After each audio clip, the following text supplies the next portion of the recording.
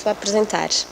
A professora Dina Mendonça é licenciada em Filosofia pela Universidade Católica Portuguesa em 1993, depois foi para os Estados Unidos da América, onde tirou o mestrado em Filosofia para Crianças em 1996 na Universidade de Montclair, com a tese A Experiência Estética em John Dewey e a sua aplicação em Filosofia para Crianças. Estudou com Matthew Lipman e Anne Sharp, fundadores do programa de Filosofia para Crianças, e foi durante esta estadia nos Estados Unidos que teve o primeiro contato com a prática da Filosofia para Crianças em sala de aula. Doutorou-se em Filosofia com a tese A Anatomia da Experiência, uma análise do conceito de experiência de John Dewey. Foi pela Universidade de South Carolina em 2003. Integra atualmente o Instituto de Filosofia da Linguagem da Universidade Nova de Lisboa, trabalhando sobre a filosofia das emoções. Em 2010 fundou a Associação Brincar a Pensar, orienta regularmente ações de formação e cursos sobre filosofia para crianças e tem publicado livros e artigos em revistas de especialidade sobre as suas áreas de investigação. E passo então a palavra à professora Dina Mendonça, que irá fazer uma conferência sobre o que fazem as perguntas. É assim, não é? Carrega-se. Obrigada, Tânia. Então, antes de me pôr ali a falar, tenho que fazer aqui, senão quando vou para ali só começo a pensar no assunto. Queria começar só por agradecer este convite super fantástico à Gabriela, e à Magda. Estou sempre a cometer estas gafes. E uma das razões porque queria estar aqui para o dizer é que, e também ver o Pepe, e está cá o Fernando, está aqui algures, e deu-me uma sensação, a Joana, desculpa, e a Raquel, deu-me uma sensação de pertencer a uma família, que era uma coisa que eu ainda não tinha tido profissionalmente e, portanto, duplamente agradecida.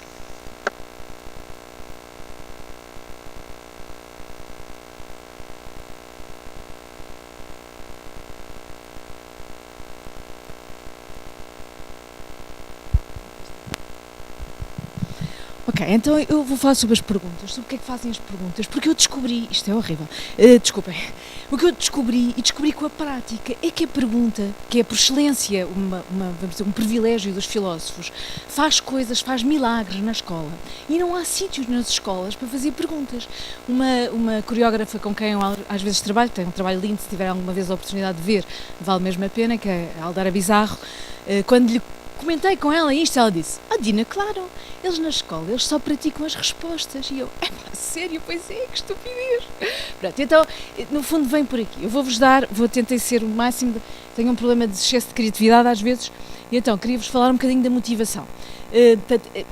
Foi a prática que revelou. Na minha primeira visita a uma infantil, onde estava o meu filho, e essa foi a razão porque a educadora me perguntou se eu conhecia o programa, e eu disse, que sorte, Maria João. Falar nisto, fazer publicidade ao meu livro. A Maria João, com quem escrevi este livro. E eu fui à primeira, eu disse, vamos tentar inventar material novo, não há muito, vamos tentar. Se eu não conseguir, vou usar o material que já está feito. E ela disse, ok, tivemos que escrever uma coisa à direção da escola, a pedir autorização nestes moldes, e fiz a primeira sessão. Só por curiosidade, há aqui alguém que nunca viveu uma sessão de filosofia para crianças? Ok, então, uma sessão é assim, os meninos sentam-se em roda, é muito importante sentarem-se em roda, e há várias maneiras de começar uma sessão. Pode-se começar por uma história, pode-se começar por um livro, há várias maneiras. Depois, às vezes, também depende do facilitador e do estilo do facilitador, faz-se uma lista de perguntas. E dessa lista de perguntas é que muitas vezes nasce o chamado diálogo filosófico. Mas há pessoas, como por exemplo, vou-me lembrar do Tomás, que começa logo com uma pergunta, vai logo com a pergunta no bolso e lança a pergunta. Há muitas maneiras de fazer. Depois desse vamos chamar de diálogo filosófico, que treina algumas coisas, vocês vão poder ter a oportunidade de ver, porque eu vou fazer uma parte pequena prática, tenho que ver o timing, senão não começo a usar demais. Vocês vão ver que tipo de técnicas é que se fazem, mas há também várias, não vou conseguir com certeza usar todas.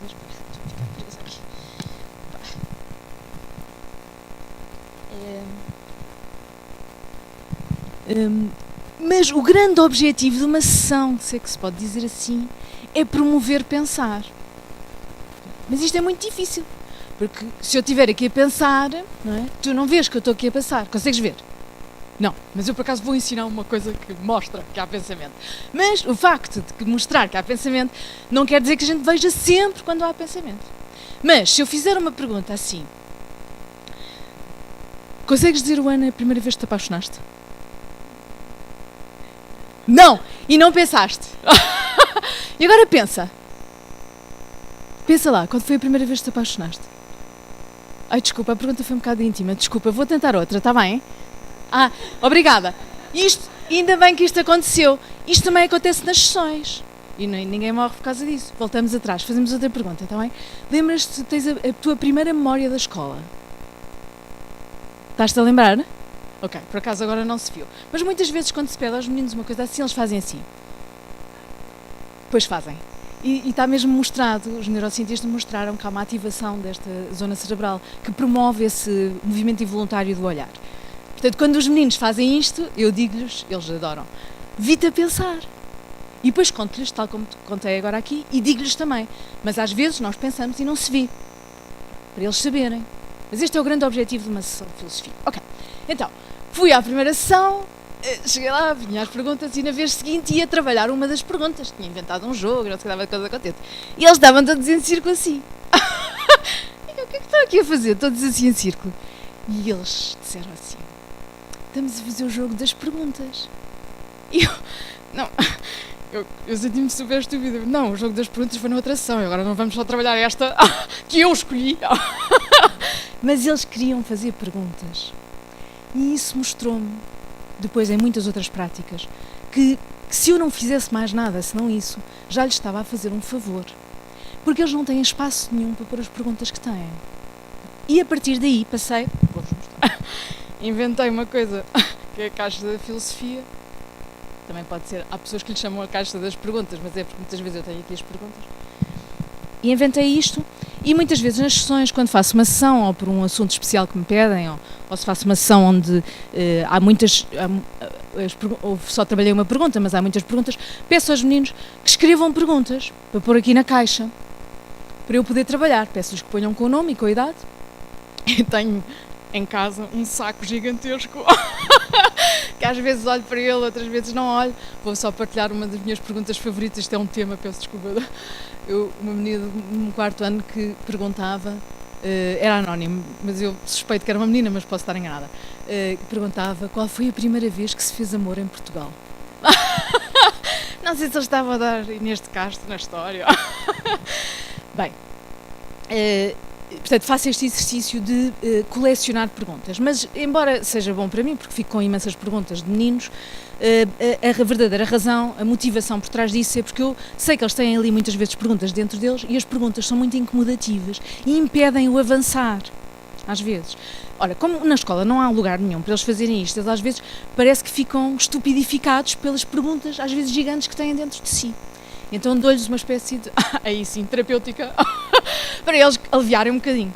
Portanto, e vou-vos, para ilustrar isto, e uma vez num terceiro ano, fiz esta atividade e havia uma menina cuja pergunta dela era: quando é que os homens das obras tomam banho? Não, mas é que ela estava mesmo incomodada com aquilo. Agora as razões porque aquilo a incomodava já não sei. Mas a verdade é que eu, as várias sessões que fui fazer, de todas as vezes que lá fui, a Nina tinha esta pergunta. Era muito interessante. E isso mostrou-me mais uma vez que esta prática de dar abertura para fazerem perguntas é mesmo uma mais-valia. Então desde aí decidi, uma das minhas missões na filosofia para crianças é mostrar isto. Agora vou mostrar a parte também mais teórica desta defesa. Ok. Então, o resumo vai ser assim, vou falar um bocadinho sobre as perguntas e porque é que as escolas não enlouqueceram, não é por acaso que eles não têm espaço para perguntas. Há razões e algumas das razões até são boas razões. Ai, desculpa, estou a ficar. Estás a ver? Onde é que está a Tânia? Ah, está aqui. Estás a ver? Estou nervosa, nota-se assim. Disfarce melhor, é só. Ok. Depois vou falar sobre o que é o hábito de questionar e depois de alguns momentos em que aparecem perguntas na filosofia, nesta prática da filosofia para crianças e, por fim, vou-vos dar alguns exemplos práticos. Tânia, ajuda-me. Tenho até que horas só para eu para falar? Meio-dia e meia, é isso? Meio-dia, ok. Está bem, não, meio-dia...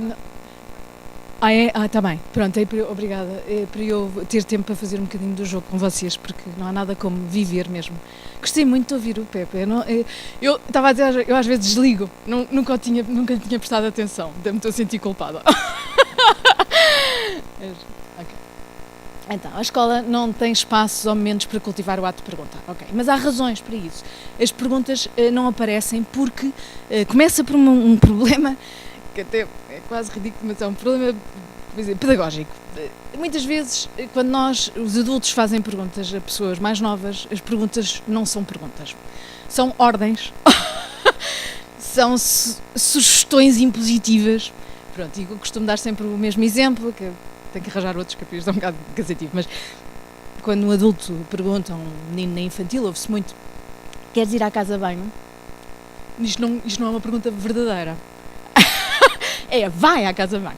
Para a Joana não é preciso, porque a Joana levanta-se e vai. Ok, então, isto significa que eles estão a começar a aprender o mundo. Eles são esponjas, absorvem tudo. Então absorvem também isto. Que as perguntas nem sempre são perguntas, muitas vezes são ordens. E nós, mesmo adultos, se fizermos, se por acaso notarem na vossa vida, vamos dizer, de maturidade, agradecia que me enviassem um e-mail, porque era bom ter um exemplo. Mas a minha convicção é que mesmo na nossa vida adulta, isto é uma coisa que tem a ver com a socialidade da linguagem, e há uma série de regras implícitas, e nós também usamos isso muitas vezes assim. Pronto. Quando eu digo, queres ir tomar um café, de facto o que eu estou a dizer à Joana não é um pedido, é vamos tomar café. Okay. Então, há um uso ambíguo para já. Mas, talvez este segundo, pior, as perguntas incomodam. Como, que sorte que nos aconteceu isto há bocado. Incomodam, porque às vezes este não era o lugar para perguntar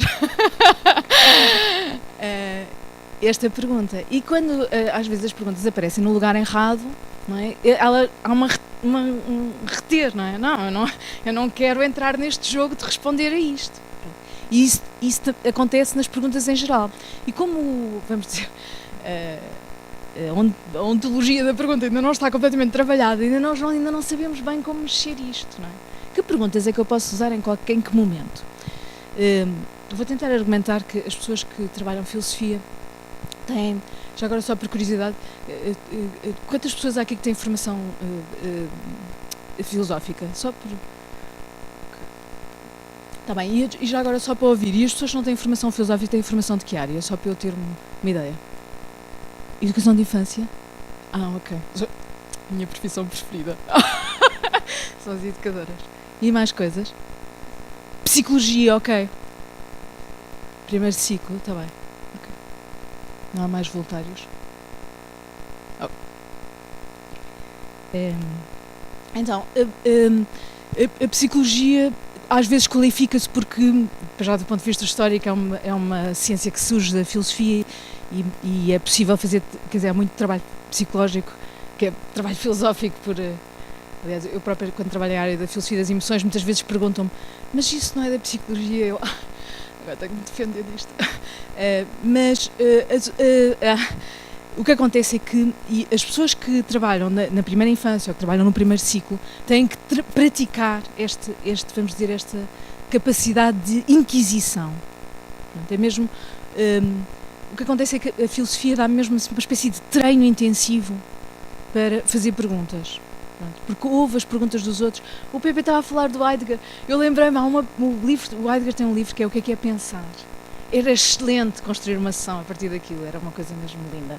Ok, então, pronto, então para as pessoas que não têm informação, fica como recado no bolso. Ok, agora vou treinar a minha capacidade de perguntas. E este treino pode-se fazer em qualquer lugar, com qualquer pessoa. Pronto, eu, por default, tenho este treino, e as pessoas de filosofia têm, e acontece mais vezes, não dá muito jeito para as relações, às vezes, humanas. Às vezes faz a pergunta errada. É uma pergunta boa, mas errada para a pessoa. Então, as pessoas que não têm essa formação têm que cultivar isto. E podem perguntar às pessoas que têm formação filosófica o valor das suas perguntas. Porque nós só aprendemos quando... Então, e se eu fizer esta pergunta, o que é que isto diz? Estão a ver? Pronto, eu vou tentar mostrar como é que se faz isso. Então, a pergunta incomoda. Incomoda porque é difícil fazer perguntas, pede um esforço suplementar ao professor, não é? Que ele, para além de cumprir o seu papel, de dar matéria, não é? Na infantil esta questão é mais suave e também possibilita mais vamos dizer, a fluência desta metodologia. Mas além disso, se todas as coisas, para além de todas as coisas que os professores tivessem que fazer, e para além de toda a burocracia que eles, coitados, parece que cada vez que acordam têm que fazer mais coisas, se para além disso ainda nos exigíssemos que eles soubessem fazer boas perguntas e ensinar a fazer boas perguntas, eles se calhar morriam. Porque não, coitados. Ok. Mas, sobretudo, assume-se, agora a falar eu percebi que tenho que fazer uma nova ordem sobre isto, mas assume-se que saber fazer perguntas é uma coisa que vem naturalmente, que é comandar. As pessoas crescem, fazem perguntas até. Quando eu muitas vezes falo deste programa, sim, há a idade dos porquês. E a minha experiência como mãe é que não... Sim, ok. Há de facto idades talvez mais intensas de porquês. Mas não há idades não porquê. Só há idades de perguntas. Isto tem a ver com o mundo adulto, não tem a ver com o mundo infantil. Eles têm sempre montes de perguntas. Mas se calhar muitas vezes não têm espaço para as fazerem. Ok. E acontece outra coisa que é a própria natureza misteriosa da pergunta. É que hoje de manhã e a Joana estávamos a falar isto quando tomávamos café. Porque a Joana estava a contar esta história. Posso roubar a tua história? Estava a contar esta história muito simpática que lhe aconteceu, em que ela estava a fazer um workshop com o Oscar Bernier e não fazia perguntas nenhumas. E ele disse-lhe: mas porquê é que não fazes perguntas? Falas tanto, agora porquê é que não fazes perguntas? Tu corriges-me se eu estiver a contar a tua história, não.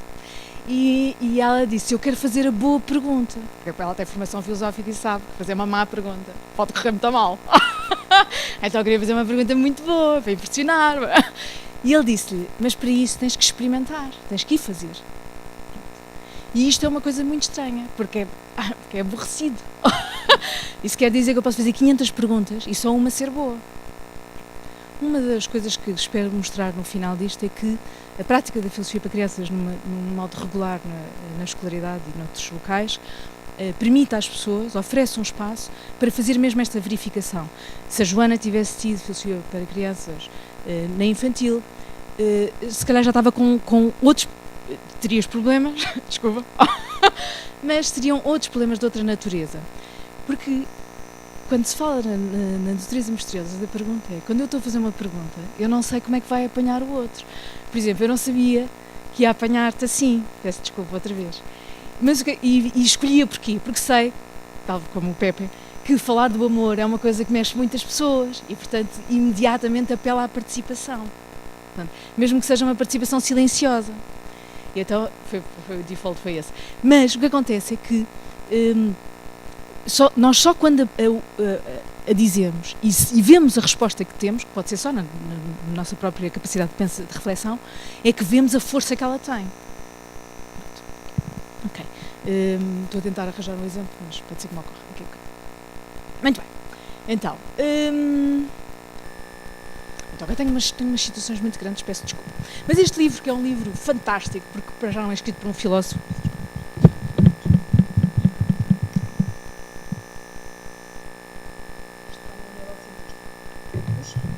Os neurocientistas, neste momento, são a voz da autoridade. Ainda bem que ele escreveu este livro. Este livro é um elogio à pergunta. É uma coisa fantástica, mesmo. É um livro muito fácil de ler, lê-se muito bem. É um livro de quase divulgação. Mas ele diz repetidamente como é importante saber fazer perguntas. E como ele... Parecia-lhe uma coisa, aliás, ele tem não sei se eu sou viciada também em TED Talks como uma grande parte da população, ele tem onde ele conta um bocadinho o que é que lhe aconteceu, que ele vivia num mundo em que, quando dava aulas, estava sempre a dar respostas, não é? Mas depois, quando se chega ao laboratório de investigação, nós não queremos pessoas com respostas, que isso é a coisa mais entediante que há. Nós queremos pessoas com perguntas. Mas nós passamos uma escolaridade inteira a treinar só a dar respostas, depois de repente exigimos às pessoas que façam perguntas, e ainda por cima, a esse nível já, que façam boas perguntas. Quer dizer, estamos muito mal apanhados. Portanto, ele faz este livro que é um elogio, ele chama-lhe um elogio à ignorância, mas de facto a ignorância é invisível. Só é visível quando nós fazemos perguntas onde a vemos. Pronto, então ele diz, eu tenho este problema, tenho que resolver, que tenho sempre citações a mais e depois não as leio todas, mas... mas estão a ver, eu pus esta porque ele cita o Sócrates. E eu fiquei, que lindo! Ela vai citar o grande... Então... e portanto vou-vos só dar o final. Portanto, os grandes cientistas, os pioneiros que admiramos, não estão preocupados com os resultados, mas com as perguntas seguintes. Claro que ele diz isto, quer dizer, como ele é neurocientista, pode dizer isto. Claro que se ele não tiver resultados, não, as perguntas não valeram nada, não é? Portanto, é uma espécie de metáfora aqui. Mas, de facto, o que ele está a apontar é que, uma vez que o caminho de investigação chega a uma closure, a um término, a coisa mais importante é que perguntas é que isto me trouxe. E muitas vezes só se sabe o valor disso depois de passar por um processo longo. A vantagem é quando se tem 5 anos, o processo longo pode ser só 3 semanas. Quando se é adulto tem que ser um bocadinho mais. Mas depois desse processo longo de investigação de um assunto, quando chegamos ao fim e temos uma sensação de closure e temos uma sensação de respostas, temos sobretudo também uma sensação do que é que são as perguntas que nos indicam o caminho no futuro. E isso é super importante. E ele, neurocientista, diz... Ok.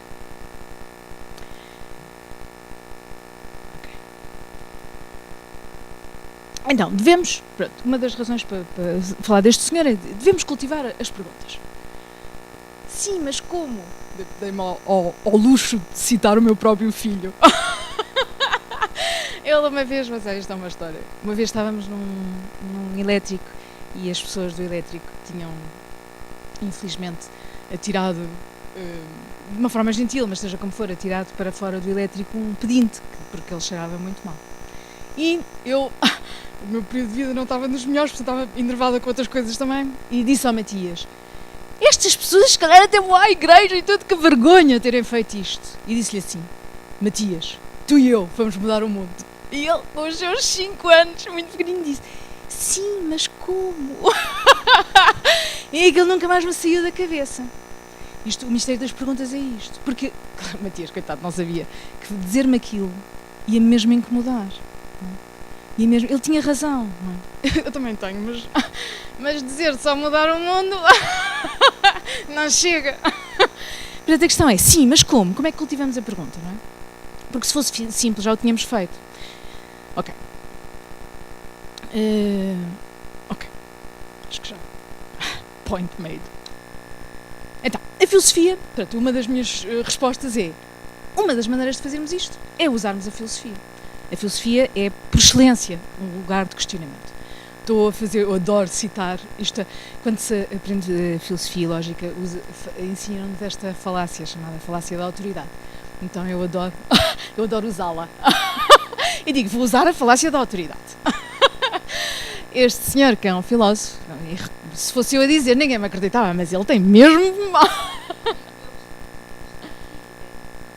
Exatamente. É isso.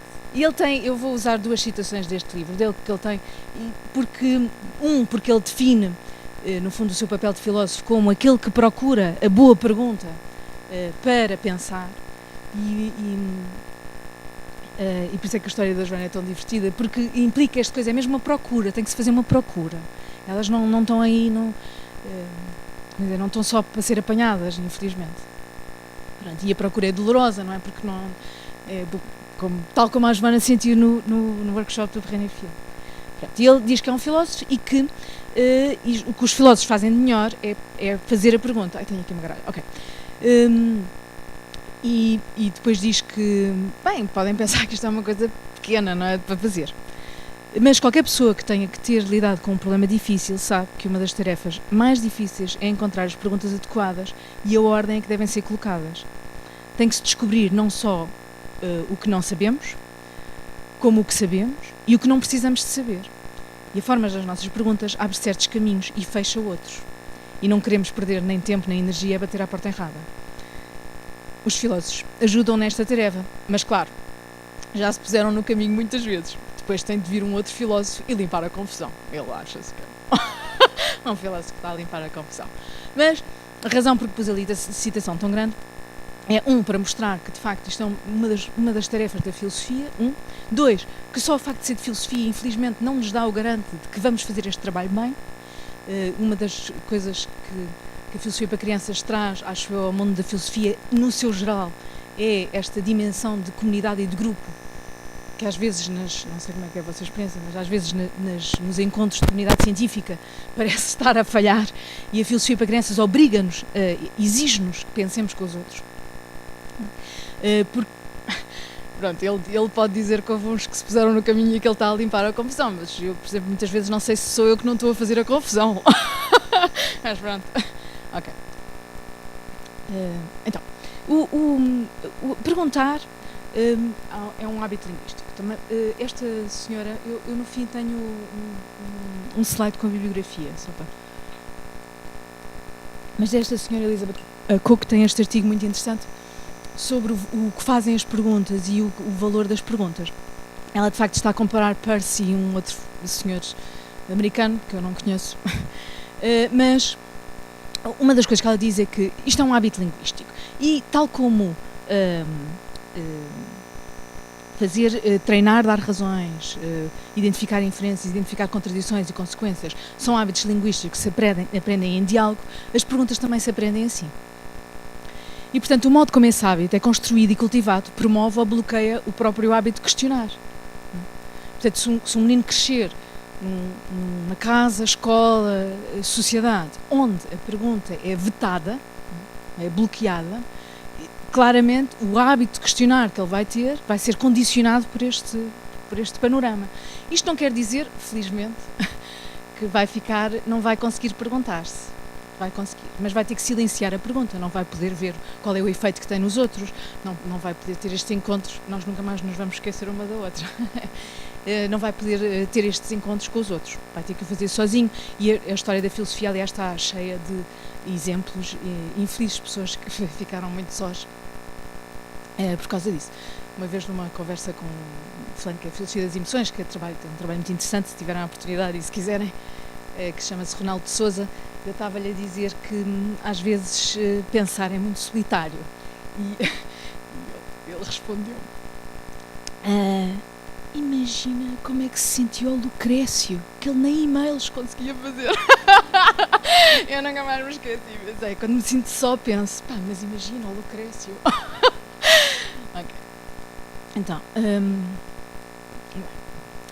o tratamento de questões e interrogações em trabalho de equipa é o padrão do trabalho de investigação. Ou seja, mesmo que seja verdade que nos congressos não se sinta, a verdade é que as pessoas que fazem trabalho de investigação têm que fazer trabalho em comunidade de investigação. Esta ideia que o Lippmann teve vem ele vai buscá-la à tradição pragmatista da filosofia, vai buscá-la com o Charles Peirce, mas de facto o Charles Peirce já tinha ido buscá-la ao outro lado, não é? E portanto o que acontece é ele está a dizer, para fazer conhecimento, para produzir conhecimento, é preciso ter uma comunidade de investigação. Então, e para viver é preciso fazermos perguntas. Portanto, quem não experimentou, cultivou, explorou o mundo das interrogação, fica mesmo capaz de fazer perguntas quando estamos numa sala de aula, fazer perguntas quando vamos ao médico. Este é um dos meus argumentos para mostrar que se deve dar filosofia para crianças a toda a gente. Porque quem já esteve num médico sabe que não fazer a pergunta chave, no momento chave, pode significar, por exemplo, a falta de tratamento de uma condição. E fazer perguntas às pessoas que amamos e, portanto, ficamos também menos capazes de ouvir as perguntas que os outros nos fazem a nós. Okay. Portanto, sem o convívio das perguntas, ficamos mais pobres, também do ponto de vista emocional, porque ficamos menos capazes de viver a surpresa e ser surpreendidos. E, consequentemente, com menos hábitos de refocalizar a nossa atenção. E menos capazes de ter esperança. Ok, vou fazer por partes. Somos menos capazes de ser surpreendidos e a surpresa é uma emoção, do ponto de vista da teoria das emoções, muito interessante, porque redireciona a nossa atenção. Isso quer dizer que nós podemos mudar de ideias ou mudar de caminho quando somos surpreendidos por algo. Como a emoção da surpresa tem um efeito de amplificação de tudo o que vem a seguir, desde a emoção até percepções, até ideias que apareçam, como essas coisas ficam ampliadas, nós temos, não só por um lado redirecionamos a nossa atenção, como ela está mais capaz de trabalhar aquilo que nos é dado, seja pelo mundo, seja pelos outros. Essa é a primeira. Mas de facto o artigo da Cook mostra que quem não sabe fazer perguntas ou quem não pode fazer perguntas fica com a esperança bloqueada. mesmo em perguntas, isto é uma das minhas partes preferidas do artigo, mesmo das perguntas que não têm a resposta. Ou seja, se a Joana me fizer uma pergunta que não tem a resposta e eu ficar aflita, posso mostrar-lhe que não tem resposta de várias maneiras. Posso dizer, como eu própria já disse como mãe às vezes, agora não temos tempo para falar sobre isso. Ou então posso dizer, essa pergunta é muito boa, mas eu não tenho resposta para ela. Ou posso dizer, vamos hoje à noite conversar ao jantar sobre isto. A minha nova metodologia. Okay. Então, a razão por que se deve. Portanto, a prática do questionamento é decisiva para a apreensão de conhecimento, para o cultivo da esperança, para a capacidade de diálogo, para a relação com os outros e para o cultivo geral da reflexão. E argumentamos que as perguntas de teor filosófico são as melhores que promovem esta aprendizagem do conhecimento. E fui novamente buscar o Dennett, porque ele aqui mostra que... agora de repente não sei se eu pus na bibliografia, desculpem. Ele aponta para o facto de há pessoas que estão fora do nosso círculo de diálogo. E estas pessoas que se recusam a dialogar connosco, o Pepe tem esta estratégia de adota a atitude de quem não está no diálogo, não é? É uma possibilidade. Mas a coisa mais importante a retirar disto é essas pessoas que não estão no diálogo também fazem parte do diálogo. E é precisamente porque não fazem parte do diálogo que é da nossa responsabilidade, nós que estamos em condição de diálogo, de as trazer cá para dentro. E porquê? Porque, em última análise, então, são questões de vida e de morte que estão em causa. Eu, às vezes, quando ouço as pessoas falarem sobre as várias profissões, penso, isto é uma injustiça, porque os professores também são profissões de vida e morte. E coitados, porque não têm, não são tão bem pagos como os médicos, mas além disso, não lhes é reconhecido este valor, esta capacidade que eles têm, não é? De transformar a vida de um menino. E estranhamente, mesmo a filosofia de crianças, às vezes mesmo singularmente, faz isto. Vou fazer um autoelogio encoberto, agora que já disse, já não é autoelogio, já não é encoberto. Mas uma vez numa sessão de uma infantil, era uma infantil dos 4 anos, eu já tinha trabalhado com a educadora em várias ocasiões e estas visitas são visitas feitas com a Câmara de Cascais, mas são muito singulares e, portanto, fui e lemos uma história, depois lemos a história do carro de bombeiros, que é uma história, já agora, não é uma história boa para usar num primeiro impacto, mesmo para as meninas, porque fala de presentes de Natal. E então, eles tinham que fazer perguntas e eles às vezes não têm perguntas para fazer, porque como eles não têm o hábito linguístico de ter momentos de fazer perguntas, a primeira resposta que eles têm é: gostei muito da história, o não sei quantos, o João tinha um carro muito giro. Pronto, então fazem o chamado comentário à história. Isto, a quem vai de visita só nos diz o seguinte: estes meninos não fazem perguntas sobre histórias e por isso não sabem fazer, claro que se conseguem fazer, mas não sabem fazer. E é apenas dar espaço. Uma pessoa vai 2 ou 3 vezes e eles depois começam logo a fazer, porque eles percebem logo: para lá, eu com esta tenho que fazer perguntas. E é muito engraçado, às vezes, as educadoras, que no fim eu digo: mas olha, eles não fazem perguntas é porque eles não estão habituados a fazer isto. E uma educadora disse-me assim: mas eles fazem montes de perguntas, eles dizem que gostaram imenso do livro e que a história tinha umas imagens muito giras. Mas isso não são perguntas. Mas é bom, porque temos este momento. Às vezes nós só vemos, as educadoras não me deixam mentir, estão aqui, eu aprendi isto com a Maria João, posso dizer. Quando alguém novo vai à nossa sala, nós vimos a sala com outros olhos. Porque quando nós estamos na sala temos de estar sempre em ação, não é? Porque eles são super criativos, têm uma energia brutal. E portanto, se nós não tivermos a ação, eles enlouquecem. Mas quando outra pessoa vai e fica com esse papel, não é, de dirigir, vamos dizer, o que está a acontecer, a educadora, ou a professora, não, digo educadora porque foi o meu trabalho mais próximo, tem o privilégio de poder ver o seu grupo, como é que dizer, como exterior. Claro que ela não é completamente exterior, não é? Mas há qualquer coisa que se ganha com isso, não é? A educadora que me disse isto não estava a ser mal intencionada, estava mesmo a dizer aquilo que ela pensava. Mas porquê? Porque ela nunca tinha tido ninguém de fora a ver e a dizer aquilo que eu disse. Quando ela está dentro, eles dizem aquilo e ela trata aqueles comentários como perguntas. Trabalha aquilo como pergunta e depois responde, não é? Portanto, ela nem sequer estava a perceber daquilo que ela própria estava a cultivar, sem querer. Ok. Então, na filosofia para crianças há imensos momentos para fazer perguntas, é fantástico. Então, estou quase a chegar à minha parte prática, fixe. Então, Há os momentos para fazer perguntas, às vezes quando se começa uma sessão, começa-se por fazer esse colecionado de perguntas, há pessoas que têm metodologias diferentes, eu como devem imaginar depois daquilo que eu disse, sou absolutamente fã de começar com perguntas.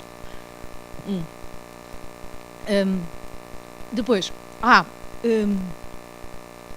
saber que há mais perguntas do que aquelas que podemos refletir, é uma das... quando se faz uma lista de perguntas, elas são imensas.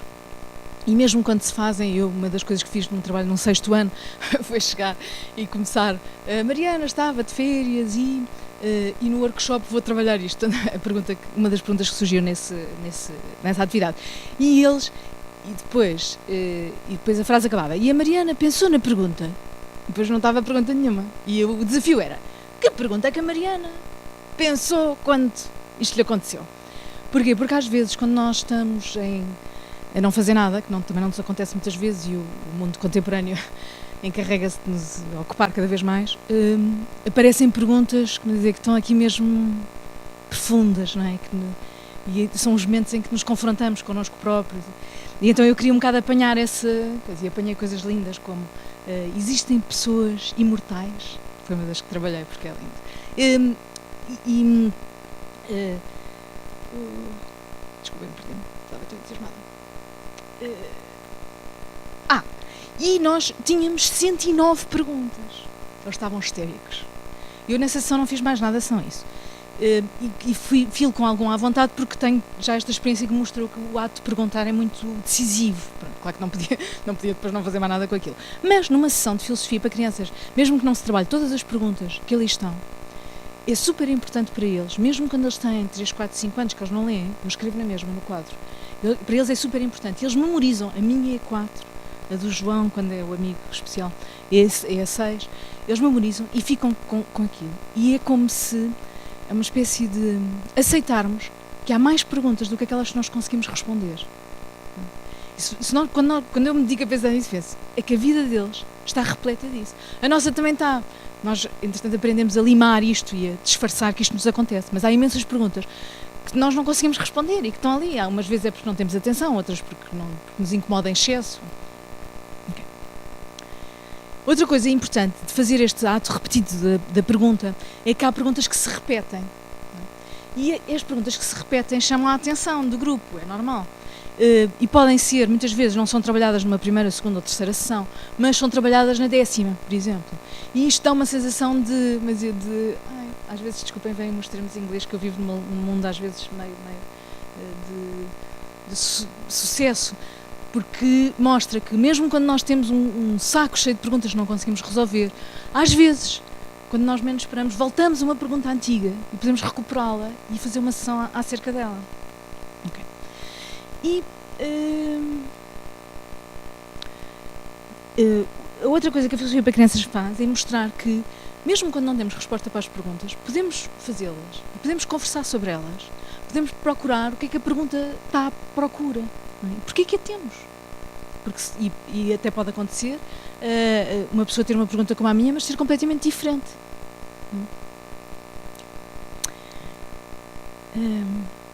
Então, o que vos vou fazer... e a filosofia para crianças tem na prática, desculpa, estou a saltar para o último item, a seleção da pergunta. É muito difícil fazer a seleção da pergunta. Não é? Se me perguntarem qual é o meu critério, tenho mesmo dificuldade em dizer. O que acontece é que a prática da comunidade, ela própria vai desenvolvendo critérios de seleção da pergunta a debater. Eu acho, isto é, na minha opinião, é uma das coisas mais difíceis que o facilitador tem para fazer. Porque, como facilitador, mesmo que não seja... Eu já fiz sessões onde os meninos se facilitaram uns aos outros, mas, no geral, é o adulto que facilita a sessão. O quê? Pois, se calhar. Há pessoas que têm outras metodologias que se calhar deixam isto mais livre. Seja como for, eu... não sei como dizer isto de outra maneira, não há maneira delicada de dizer isto. O adulto tem uma responsabilidade que um menino de 10 anos não tem. É mesmo assim, não tem nada que saber. Pronto. E por isso, quando muitas vezes o que acontece é os meninos começam logo a falar, não é? Eu, quando estou numa sessão, como eu quero é que a sessão aconteça, tenho que me controlar um bocado às vezes, porque eu, às vezes penso, já está a causar interesse, vamos por ali.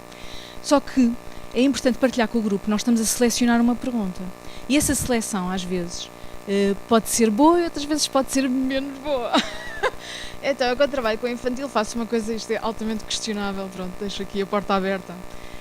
Mas muitas vezes eu faço uma sessão, tenho perguntas, trabalho a pergunta que traz diálogo, é a pergunta que eu trabalho nessa sessão, mas na vez seguinte, pego numa das perguntas, esta parte é mais difícil, que eu seleciono como tendo o maior teor filosófico, porque sei que as perguntas de teor filosófico são aquelas que mais facilmente não têm a resposta, portanto fazem pensar sem ficar presas à resposta, e construo um jogo ou uma outra coisa qualquer a partir dessa pergunta.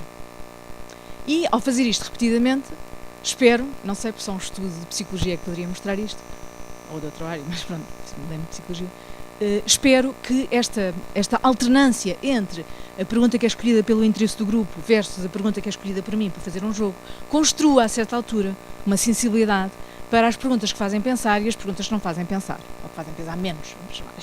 Pronto, então, tenho aqui, agora esta parte vou ter mais dificuldade.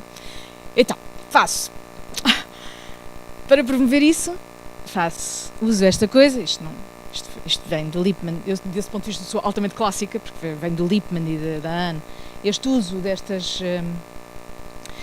cartões que eu vou usando à medida que o ano letivo avança, sendo que a palavra porquê, eu chamo-lhe a palavra mágica da filosofia. Também tenho uma história linda sobre isso. Qual é a palavra mágica da filosofia? Se faz favor. Porque a pergunta mágica da filosofia faz pensar. Então, muitas vezes, quando vou a uma sala, vão poder também viver isso ao vivo na sessão do workshop, apresentamos-nos, eu peço uma coisa e depois peço que me digam porquê.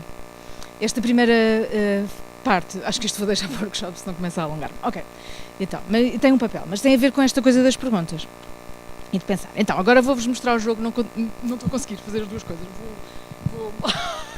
Vou tentar fazer alternado. Queres-me dar a fazer a minha? Obrigada. Só assistir. Parece uma coisa de magia. É magia? Ok, obrigada, Magda. Então, vou-vos mostrar um jogo de filosofia. Sim, eu tenho. Eu no workshop prometo, mostro-vos os cartões e partilho as variações deste. Então, vou passar. Este tenho que fazer assim, sem coisa, tenho que passar. Então, passo.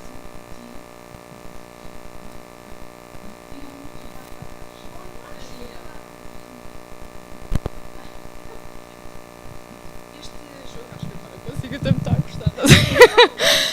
Então, este jogo chama-se. O que é uma pergunta? Joga-se assim. É bom, para a infantil é muito bom.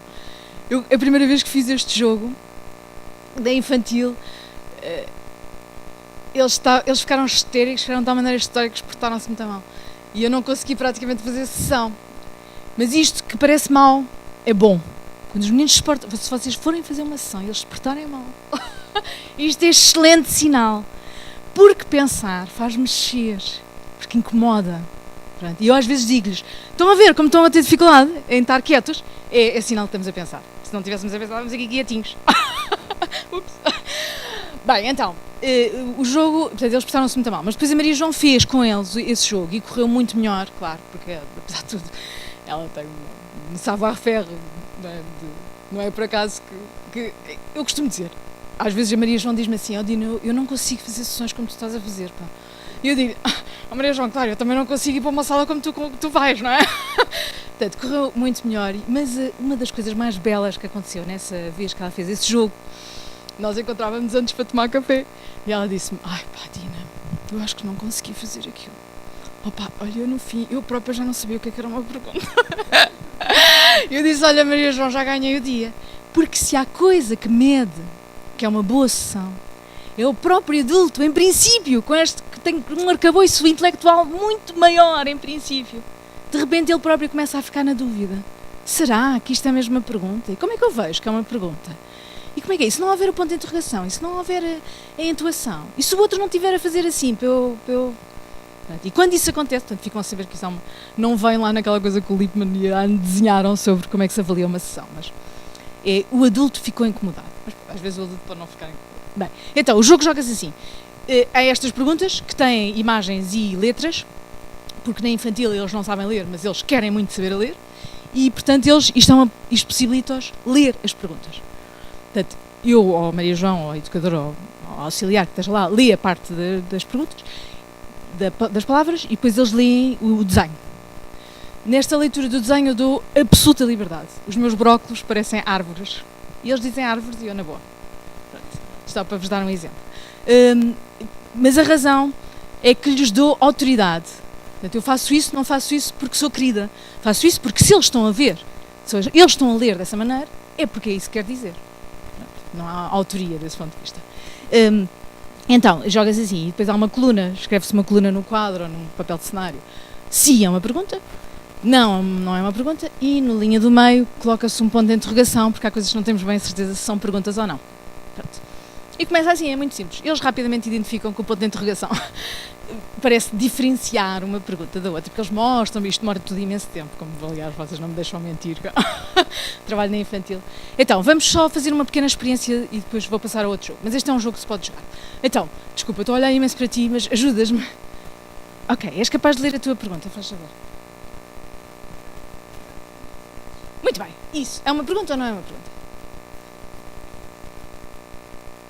É uma pergunta? É, muito bem. Agora, eu adoro isto. Porquê? Ok, está bem. É uma pergunta porque põe a pensar. Agora nós colecionamos um critério de que isto é uma pergunta. E agora, vamos testar os nossos critérios, vamos continuar a acumular, tá bem? Então, vou passar a outro. Eu vou fazer este jogo falsamente, porque não vou jogar a sério. Estou a jogar mais ou menos. Mas quero-vos só indicar-vos, nós somos todos adultos aqui, não é? Mas, como é que te chamas? Desculpa. A Manuela fez uma coisa que é linda, e os meninos fazem isto também, toda a gente faz. Nós temos um princípio de comunidade, de grupo, que deve ser usado na filosofia. A Manuela respondeu de acordo com tudo aquilo que eu tenho estado a dizer agora. Não é? Isto é uma espécie de semana. É lindo, obrigada. Sinto-me muito bem. E os meninos também vão fazer isso. Portanto, o que eles disserem é o que eles andam a fazer na sala, na escola, etc. Fazem uma espécie de resumo, não é? Da sua herança, vamos dizer, psicológico-cultural ou social, não sei. Okay. Obrigada, Manuela. Então, outra pessoa quer brincar este jogo do que é uma pergunta. Então, toda a gente tem cartões. Estão a achar que é muito básico. Não é básico, eu juro.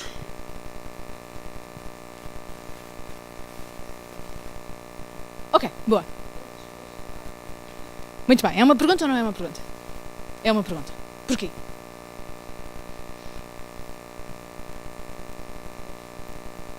Ok, não, é uma pergunta porque eu não sei a resposta e tenho que investigar. E agora vou usar o critério da Manuela. A Manuela, há bocado, disse que era uma pergunta que a fazia pensar.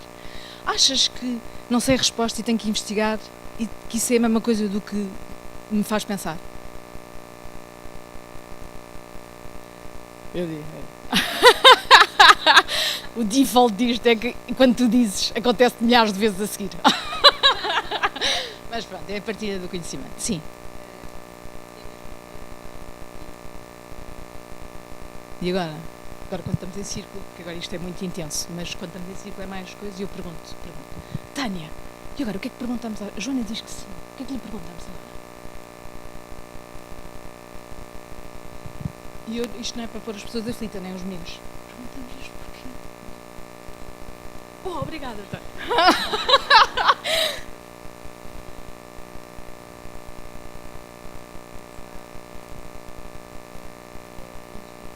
Ok, pensar é investigar. E sim, vou avançando. Então, obrigada, Joana. Então, e alguém que tenha uma frase que saiba que não é uma pergunta.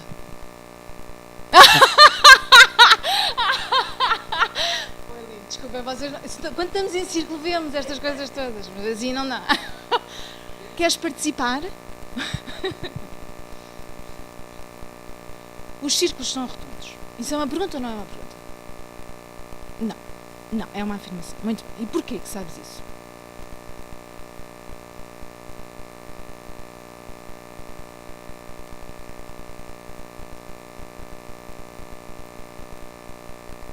Porque é do conhecimento comum que os círculos são redondos. É? É por isso que sabemos que não é. Ok. Está bem, obrigada. Agora vou speedar. peço desculpa, porque agora vou só mostrar como é que usava este jogo sem o usar, está bem? É fazer batota. Peço desculpa, mas é que tenho mais 2 para mostrar e queria-vos mostrar. Agora eu pegava nisso e ia ver se a resposta... Mas reparem, eu entretanto já fiz na minha cabeça, já pensei, mas também é do conhecimento comum quantas cores tem um arco-íris. Portanto, eu agora vou verificar se este critério da não pergunta funciona aqui ou não. Pronto. E aqui já tenho uma espécie de semente filosófica, porque basta haver uma pessoa que tenha esta questão para ser incomodativo. Pronto. Claro que se resolvemos isto em 5 minutos e a Joana disser, está bem, pronto, eu é que não sabia, morreu ali. Mas isto só para vos mostrar que este é o tipo de vamos dizer, como é que lhe hei de chamar? De pequenas problemáticas que aparecem só porque estamos em grupo. Não é? Claro que podem aparecer individualmente, mas é porque estamos em grupo que elas aparecem.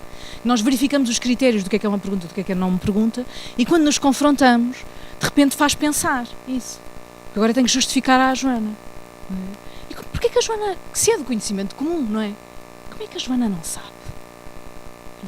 E o papel do facilitador deste ponto de vista também é crucial, não é?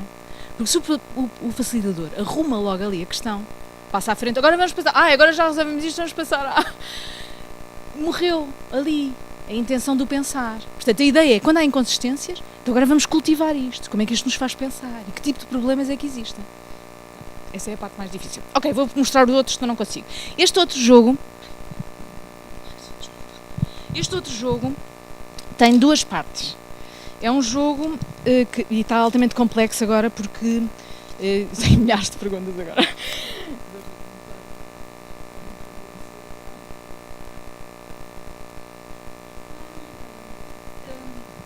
Então, obrigada. Este jogo há 2 jogos possíveis que eu jogo.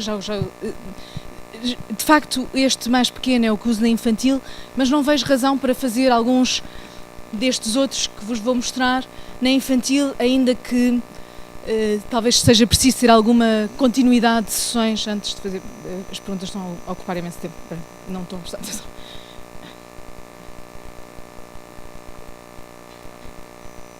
Então eu faço 2 tipos de jogo com este conjunto de perguntas, aos quais acrescentei perguntas dos meninos. Obrigada, Amanda. O primeiro jogo é o que é que fazemos com as nossas perguntas. E a razão por que juntei as perguntas dos meninos é que depois de ter uma sessão em que tínhamos 109 perguntas, eles estavam muito contentes, um menino disse assim: Dina, mas e agora o que é que fazemos com estas perguntas todas? E eu, que tenho este jogo já há imenso tempo, pensei, que sorte a minha! Não tive que estar a sofrer, que pergunta é que ia usar.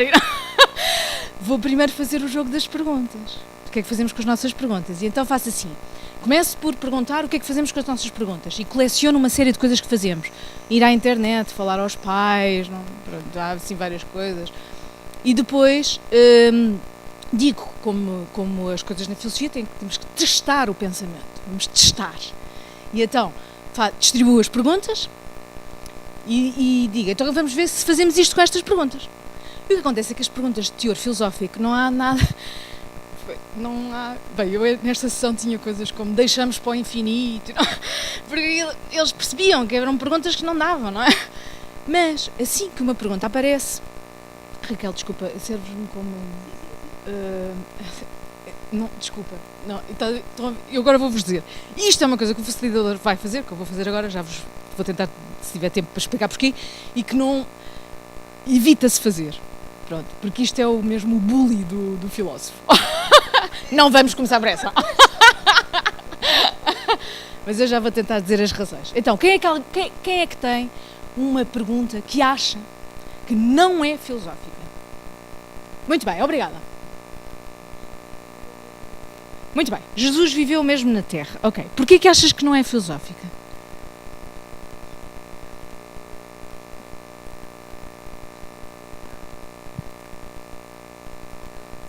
Ok, obrigada. Já vou voltar a esta coisa da filosófica, criação. O que é que acontece? Quando começamos a jogar este jogo do que é que fazemos com as nossas perguntas, quando elas aparecem e são de teor filosófico, muitas vezes o grupo começa logo a conversar sobre essa pergunta, sobretudo então se já teve prática. E eu deixo acontecer. Deixo acontecer para eles sentirem o valor das perguntas, não é? Se alguém diz uma pergunta, então e de que cor são os brócolis? E alguém diz verde, pronto, acabou. Não é? Pronto. Portanto, eu deixo acontecer por causa disso. E ao ponto, também contei isto à Joana, nós temos tomado café várias vezes, vai longo, estamos quase aristotélicas no nosso encontro. E uma menina dizia-me assim, não, eu não quero esta, eu quero aquelas outras perguntas. Porque ela queria as outras que faziam conversar. Pronto. E o que acontece é que muitas vezes nesse jogo aparece, que a nossa coleção de coisas que fazemos com as nossas perguntas aumenta quando testamos verdadeiramente com perguntas. Essa é a primeira. E a segunda é que parece haver uma nítida diferença entre perguntas que são, vamos chamar, de tipo mais histórico, factuais ou científicas e as perguntas que são chamadas de teor filosófico. Sendo que algumas, agora vou ter a opinião, algumas que são ambíguas. Por exemplo, a pergunta da Raquel, lê lá. Há zombies! Pronto, isto numa turma de 6º ano dá uma grande conversa que não é filosófica, que tem a ver com as coisas que eles veem e os filmes e não. Mas de facto ela aparece aqui porque há um argumento sobre o problema da consciência que trabalha esta entidade, o que é um zombie. E essa é a razão. Há uma mistura. Pronto, e há outras. Quem tem uma pergunta que é classicamente filosófica? Só para nós. Obrigada, sim. O que há a seguir à morte? Ok, muito bem. Já agora só por curiosidade, porquê que achas que é filosófica? Ok, está bem. Usamos um critério. Agora vou usar este salto para vos dizer. A outra coisa o outro jogo que faço com esta coleção de perguntas é, e normalmente faço isso como uma espécie de avaliação da prática da filosofia para crianças, depois depende de quantas vezes lá vou, que é, será que nós conseguimos identificar o que é uma pergunta filosófica de uma pergunta não filosófica? E assim faço uma espécie de recolha do que é que eles acham que estão ali a fazer. E se eles me disserem só, estamos a conversar e divertimos muito com os outros, que eles felizmente não dizem só isso, eu fico a saber que aquilo foi superficial para eles. Não, aquilo não vale, pronto, é porreiro, mas não é isso que eu estou a fazer, não é? Para isso, aliás, não é preciso ter um curso de filosofia. Há muitas pessoas capazes de fazer conversas boas. Mas, ao tentar identificar os critérios do que faz uma pergunta filosófica ou não, que eu às vezes costumo-lhes dizer assim, os filósofos babavam-se com este jogo, porque eles próprios têm dificuldade em responder, não é? Posso-vos dizer que agora, em outubro, vai haver um concurso de um artigo sobre o que é filosofia. Ainda andamos nisto. Eu adoro. Ok, e portanto este jogo é passível de ser jogado com várias idades, nunca experimentei numa infantil, portanto tinha que ver, não sei se é completamente possível. E o facto de eles não conseguirem participar na leitura faria grandes diferenças. Olha, um quarto. Ok, bem, então.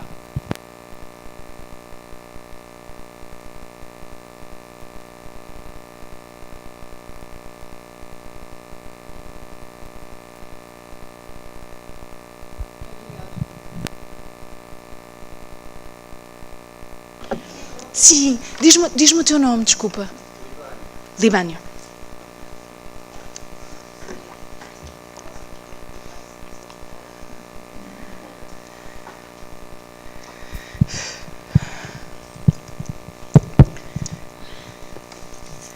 Eu sou um simples leigo nesta matéria, Ok. Mas não posso concordar com alguma coisa que está aqui.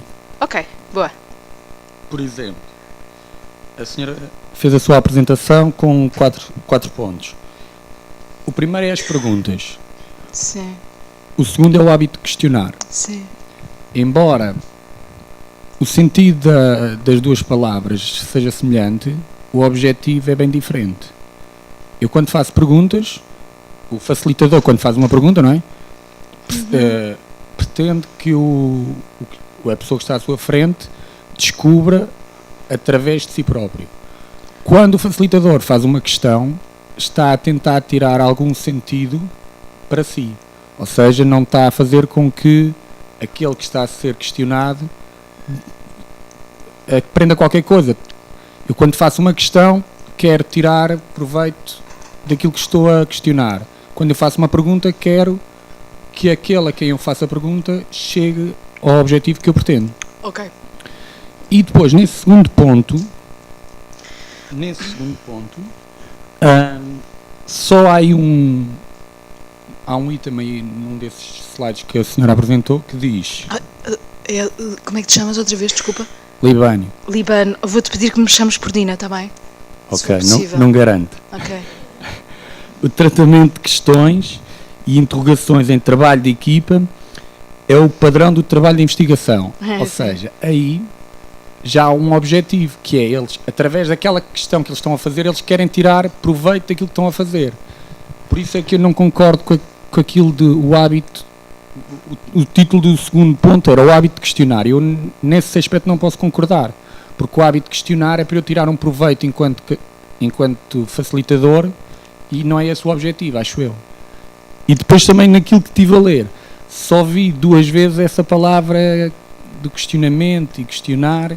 Uma foi com o Cook e outra foi com o Dennett, acho eu. Ok. Por isso, sendo eu um leigo, acho que não concordo com isso e se calhar a senhora tem argumentos para me rebater. Ok. Então, obrigada, Libano. Então, deixa-me começar por dizer, esta minha insistência do nome não pode parecer uma coisa inocente, mas não é, de facto. Quando nós nos tratamos pelo nome, tratamos-nos como seres humanos. Quando eu ouço dizer a senhora, pois já tenho vontade de virar para trás para ver quem é esta pessoa que esta pessoa está a falar. Essa é a primeira. Mas a segunda é que é como se eu não existisse. Desculpa, sei que não estás a fazer por isso, mas é que é mesmo. Pronto, e então é uma boa prática, e uma prática infelizmente muito pouco usada. A partir do 7º ano as pessoas começam a ser tratadas por setora e deixam de ter nome, é muito infeliz. E por isso é que estou a insistir. Portanto, pode ser que até ao fim do encontro te consigas virar, agora que te apresentei a razão pela qual fiz este meu pedido. Então, primeiro, obrigada por me apontar esta ambiguidade entre a noção de questionar e a noção de perguntar. E vou usar, daqui a bocado já vou apanhar o teu segundo nome, eu tenho esta prática de quando uso coisas que me dizem, eu faço, acho que é uma boa política, agradeço à pessoa que me fez esta pergunta. Obrigada por me apontares essa ambiguidade e, de facto, há uma diferença entre... não sei se lhe chamaria proveito, mas entre o que eu ganho quando faço certas perguntas e o que a outra pessoa ganha. Não tenho a certeza se é possível haver ganho de um lado e não haver do outro. Não tenho a certeza. Sim. Pois, eu percebo, e percebo que há uma ambiguidade. A minha resposta assim mais simplória é eu quando pergunto, como só tenho o objetivo de fazer pensar, não sinto essa ambiguidade, e por isso é que não a apanhei. Mas acho que há, de facto, mas obrigada, vou dizer o objetivo, eu tinha aqui proveito. E a única coisa que posso dizer sobre isso, neste momento, pelo menos, é que o papel de facilitador é difícil e é preciso um treino longo. E uma das razões passa por o modo como as perguntas não são inocentes. Muitas vezes, quando um facilitador faz uma pergunta, ele já está à procura de uma resposta. O seu objetivo já está determinado. E isso, infelizmente, do ponto de vista dos meninos, não é ok, porque eles estão a desenvolver-se e estão em mundo de riqueza. Mas para o sucesso da prática é mau. Porque eles são experts em ler o que uma pessoa está à espera, o chamado objetivo. E por isso é que eu digo que não sei se pode haver ganho de um lado, ou se pode haver objetivo cumprido sem que a pessoa que tenha questionado tenha também ganho, como é que tu disseste? Retirar algo para si. Então, é que estou mesmo com dúvida desse ponto de vista. Não te vou deixar falar, desculpa, é o meu lugar de privilégio, mas estou à vontade para falarmos a seguir sobre isso, sobre essa ambiguidade. Acho que essa ambiguidade é importante, acho que de facto não tenho bem certeza se é possível ter uma coisa sem a outra, portanto não sei quais são os limites da ambiguidade, 2, mas aproveito essa oportunidade para poder dizer que de facto o facilitador não é inocente quando faz tanto perguntas como faz questionamento numa sessão, e que é da máxima importância o facilitador estar ciente dessa problemática. Portanto, há perguntas que calam. Quando o objetivo é fazer pensar, perguntas que calam não são bem-vindas, não é? Calam no sentido de bloquear, não é? Mas as perguntas que promovem, eu fiz uma pergunta à Joana, ela teve que pensar, e pensar significa que ela não pôde responder logo. Portanto, quando cala desse ponto de vista, é bom, fez pensar, não é? Portanto, obrigada, essa é a primeira coisa. A segunda, sobre o padrão de trabalho de investigação. Pois é.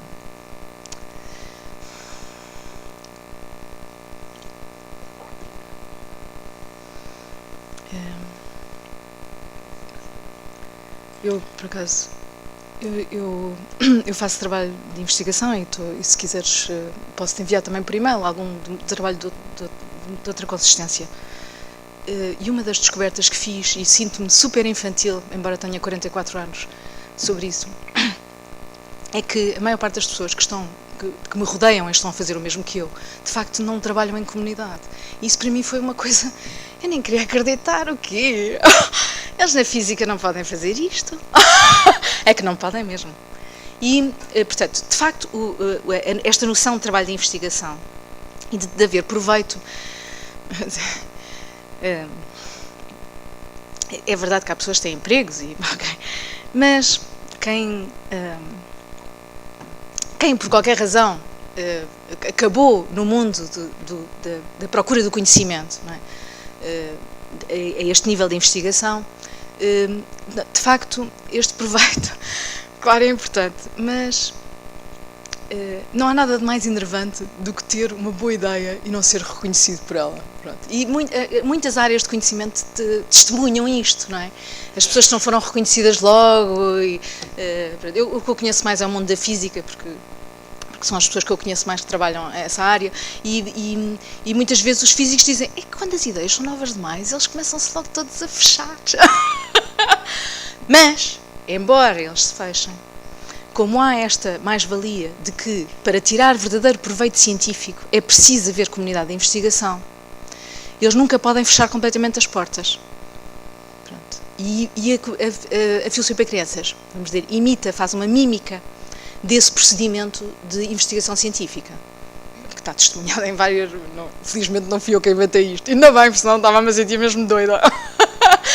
Mas posso dizer que quando as pessoas começam a trabalhar em movimento de investigação de grupo, o trabalho melhora de qualidade gigantemente. E vou aproveitar para dar um exemplo, como estamos aqui. Imagina, tu tinhas-me feito esta pergunta, não é? E disseste, não concordo, não posso concordar com a senhora, e não sei o quê. E que eu disse, e que eu te respondi, não pode concordar, mas então eu estou a fazer isto. Eu estava a bloquear a comunicação. Não é? Portanto, sim, está bem, mas não, ficávamos os dois mais pobres, não é? Pronto, e o objetivo não é ficarmos os dois, acho eu. A riqueza do conhecimento passa precisamente por fazer o oposto disto.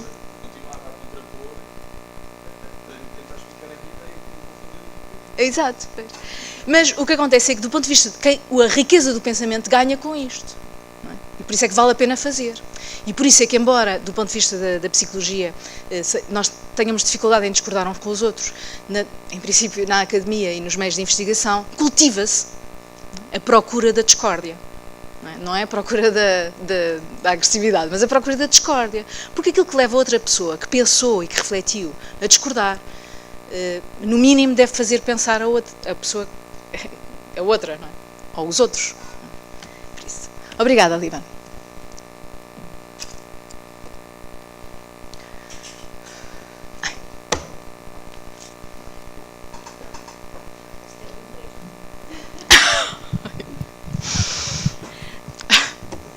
Dina. Ai. Acho que... tá. Dina, eu achei muito interessante esta ideia de que, de facto, as escolas à partida não terão este espaço para o questionamento. Eu acho que eu trabalho numa escola, confronto-me com isto na minha prática diária e também foi um dos motivos que me fez candidatar-me a este curso pós-graduado. E gostava de perceber a sua perspectiva em relação ao sentido e ao lugar da filosofia para crianças na escola pública, porque às vezes tenho medo que a filosofia para crianças se torne um espaço quase hermético, não é? Como se fosse um tupperware dentro da escola, onde ali é permitido questionar, mas é só ali, é aquele espaço da escola onde de facto é permitido questionar. Qual é a sua perspectiva? Acha que a filosofia para crianças corre de facto este risco? Ou que estratégias para que ela não fique enclausurada como um espaço fechado dentro da escola?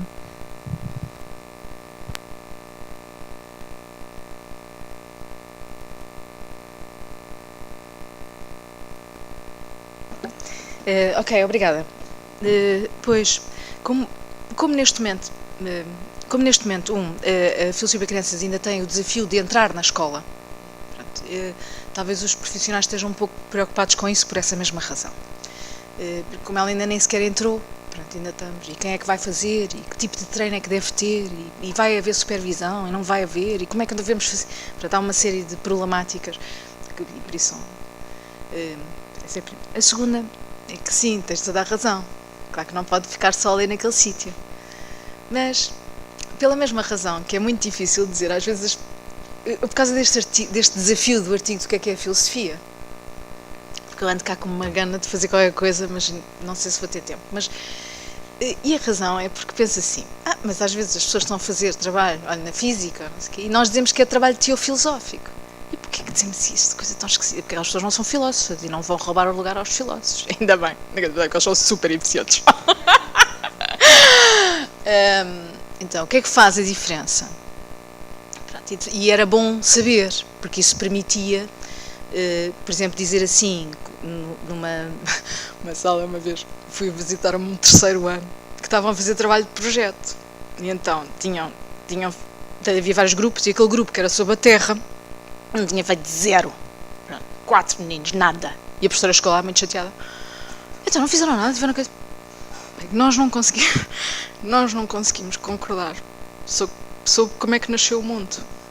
Portanto, nós sabemos que há uma história, mas eles estavam à procura do princípio da vida, tal como o tal, dizia. E eu achei, olha que máximo, porque o que aconteceu é que, vamos dizer, a pergunta de teor filosófico, porque há uma resposta que não é de teor filosófico, não é? É esta pergunta. Mas eles estavam à procura da resposta de teor filosófico, e essa resposta impossibilita a ação.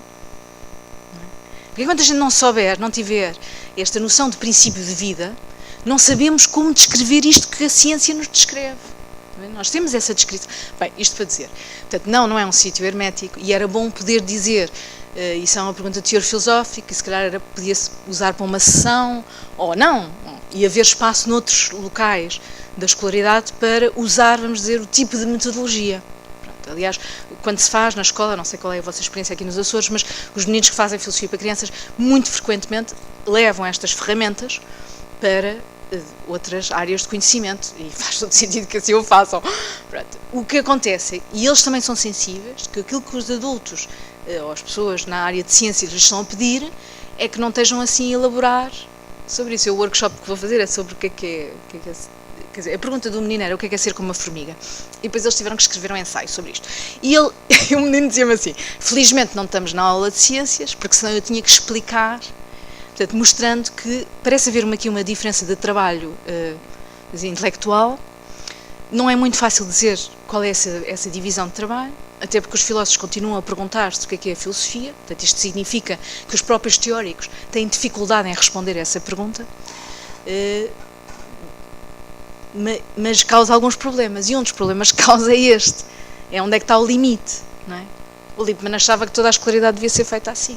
Eu, quando ouvi, a vantagem de ser mais velha, podia dizer que se era mais nova, eu era mais nova, eu pensava, eu acho um disparate, que horror, então a escola toda assim, mas eu quanto mais faço isto, mais penso, bem, não sei, se calhar, se calhar ele tinha razão. Portanto, não deve ser só feito num espaço filosófico, até porque o que se trabalha num espaço filosófico pode ser muito diferente do que se trabalha, por exemplo, num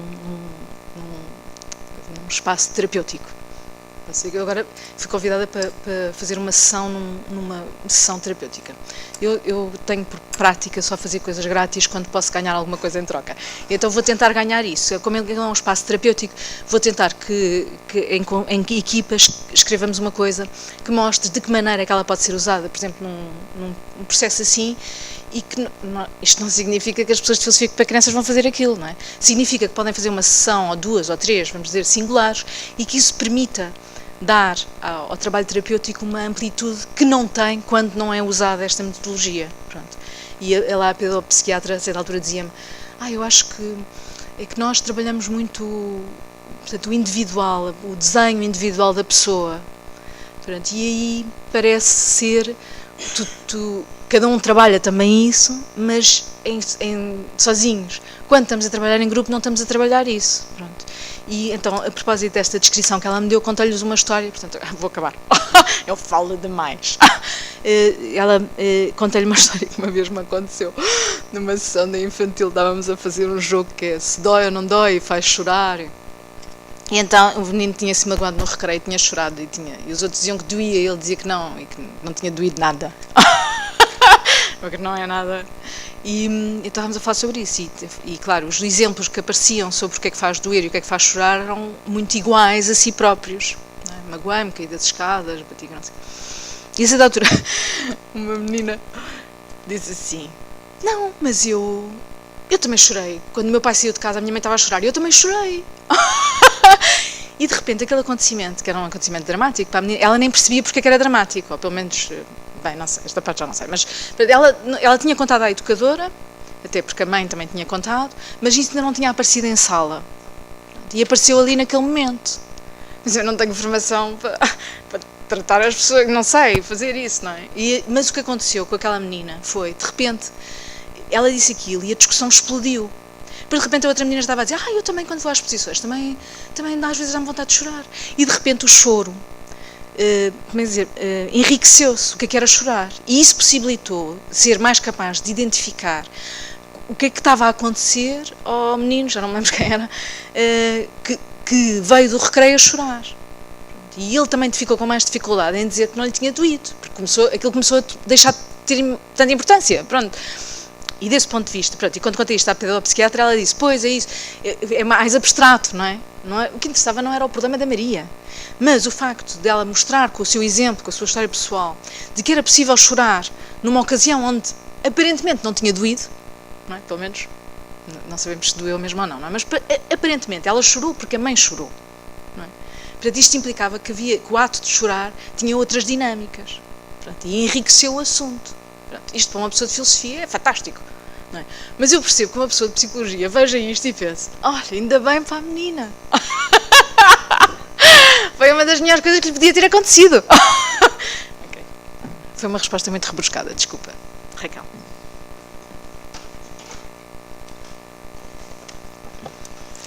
Vamos dar por terminado o nosso debate. Agradeço a todos os participantes, em especial à professora Dina.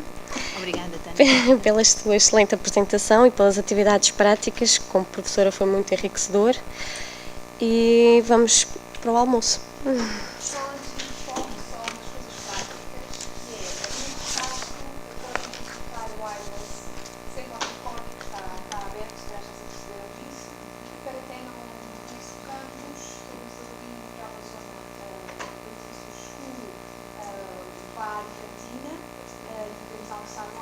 Hoje, como tivemos cá ontem, compramos as senhas,